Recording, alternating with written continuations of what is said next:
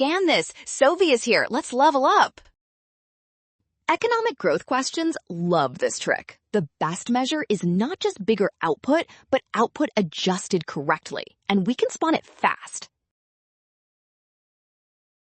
Start by defining economic growth clearly.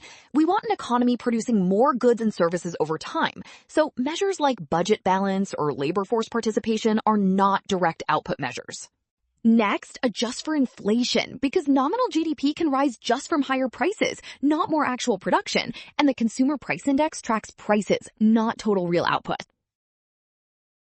Last step, account for population, because if output rises while population rises too, people are not necessarily better off, so real GDP per capita wins. Well done! Scan now. Trap, rushing toward nominal GDP. Rule, trust what is given. Then check the steps for inflation and population.